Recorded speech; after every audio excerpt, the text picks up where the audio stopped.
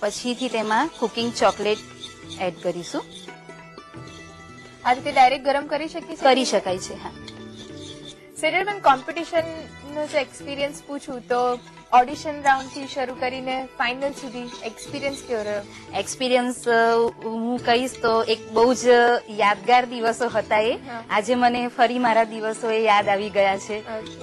એ જે time period હતો audition round થી લઈને મારી ફાઇનલ, એ વખતે મેં જે પ્રિપરેશન કરી હતી, જે મહેનત કરી હતી, અને ઓફકોર્સ મને મારી મહેનતનું રિઝલ્ટ પણ મળ્યું જ. પણ ખરેખર બહુ યાદગાર દિવસો હતા એ.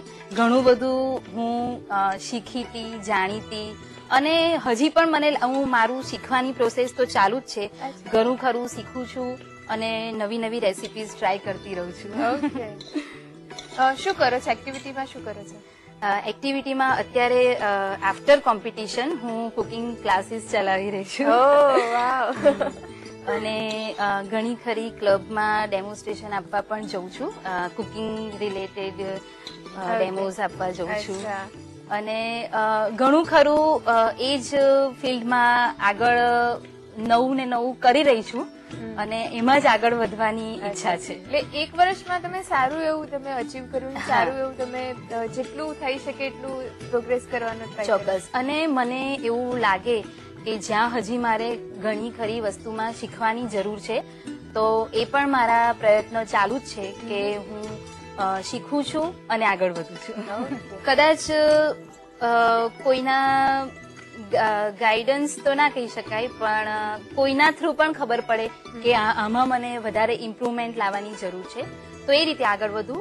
કદાચ મને પોતાને પણ ખ્યાલ આવે છે કે મારા નેગેટિવ પોઈન્ટ હું જાતે શોધી શકું છું. હવે કોમ્પિટિશન દરમિયાન એ બધું નોટિસ થયું હતું ખરું? કદાચ ના, નહીં. એ પછી વધારે મને ખબર પડી કે અહીંયા મારે શીખવાની વધારે જરૂર છે.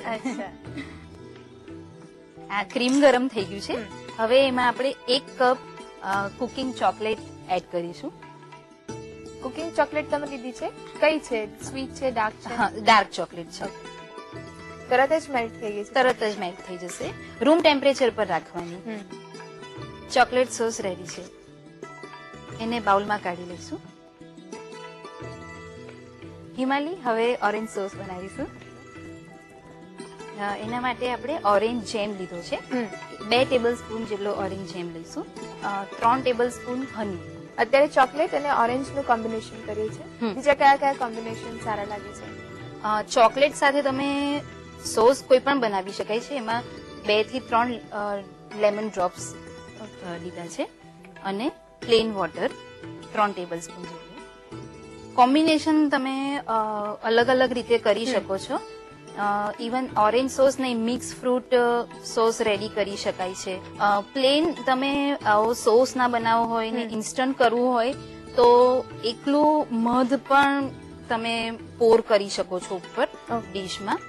સેરેલમેન, આ વખતની કોમ્પિટિશન તમે જોઈ જશે, કેવી લાગી તમને?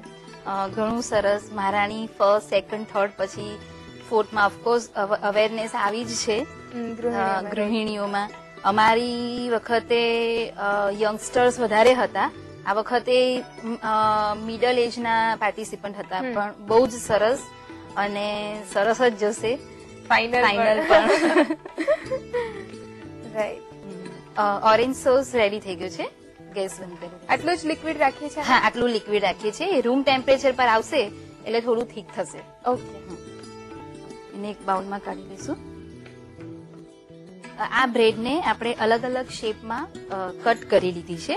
એટલે એક ટેડી બિયર નો હાઉસનો એવો શેપ આપીશું. આપણે ટેડી બિયરના શેપ માટે 2 બિગ સર્કલ લીધા છે, જેનું સ્ટમક રેડી કરીશું. અને ઉપર એક કેપ ટાઈપ બનાવીશું અને જે સ્મોલ સર્કલ છે એનો ફેસ કરીશું. ટોટલ કેટલી બ્રેડ સ્લાઇસ લઈશું આપણે? 6 બ્રેડ સ્લાઇસ થી હાઉસ અને ટેડી બિયર બની જશે. હવે બંને સ્લાઇસની મિડલમાં આપણે ઓરેન્જ સોસ અપ્લાય કરીશું. બ્રેડના લીધે આ બધું સોક થઈ જશે.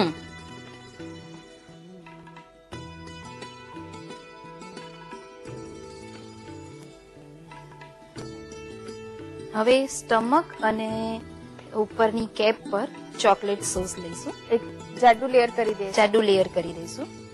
ઓકે, બધી બાજુ અપ્લાય કરી બધી બાજુ અપ્લાય કરી દઈશું. આ વખતની જે કોમ્પિટિશન હતી એમાં અલગ અલગ રાઉન્ડ્સ હતા, તો એ રાઉન્ડ્સ કેવા લાગ્યા તમને? ઘણું જ સરસ, કંઈક ડિફરન્ટ હતું.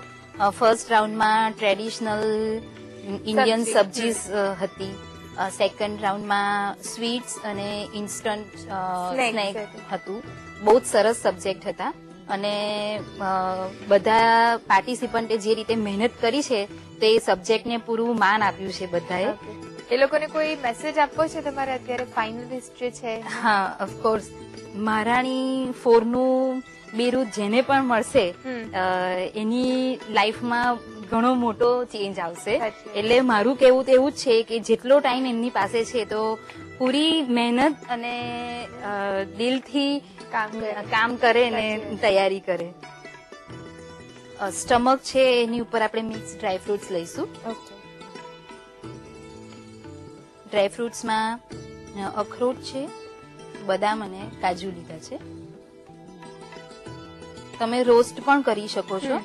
આપણે અત્યારે રોસ્ટ કરેલા નથી લીધા. બ્રેડની જગ્યાએ આપણે સ્પોન્જ કેક લઈ શકીએ છીએ. આ ડ્રાયફ્રૂટ્સ લીધા પછી એની ઉપર ઓરેન્જ સોસ પોર કરીશું. હવે સોસ કટ થઈ ગયો છે. રૂમ ટેમ્પરેચર પર આવશે એટલે થોડું થીક થશે.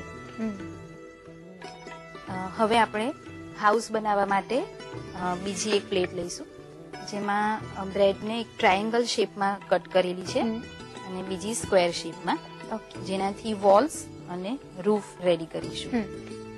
વોલ્સ માટે આપણે ચોકલેટ સોસ અપ્લાય કરીશું અને રૂફમાં ઓરેન્જ સોસ.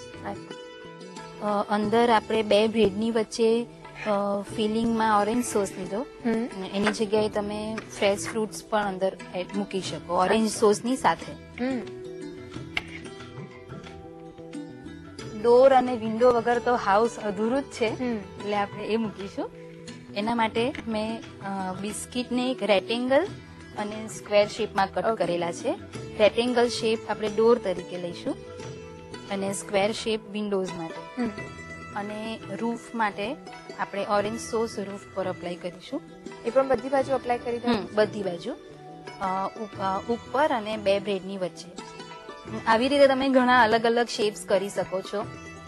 હાઉસ બનાવ્યું છે આપણે, એમ ટ્રી કરી શકો છો રેડી, અને તમારી મરજી મુજબ તમે અલગ અલગ કરી શકો છો. કોમ્બિનેશન પણ અલગ અલગ કરી શકીએ.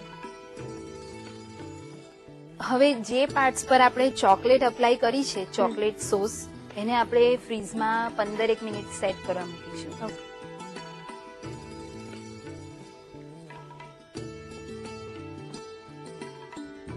ફ્રીજમાં કેમ મૂકીએ છીએ આને? ચોકલેટ આપણે મેલ્ટ કરી છે, એક સોસના ફોર્મમાં બનાવી છે, એટલે એને સેટ કરવા ફ્રીઝમાં મૂકીએ છીએ. 15 મિનિટમાં થઈ જશે? હા, થઈ જશે. ઓકે. સેજલબેન એક સરસ ડિઝર્ટ રેડી કરી રહ્યા છે, પણ અહીંયા અટકવું પડશે. તમને ખબર જ છે કે બ્રેકનો ટાઈમ થઈ ગયો છે. સુમાલી, હારેલા શત્રુ પર પ્રહાર કરવો એ રઘુકુલની રીત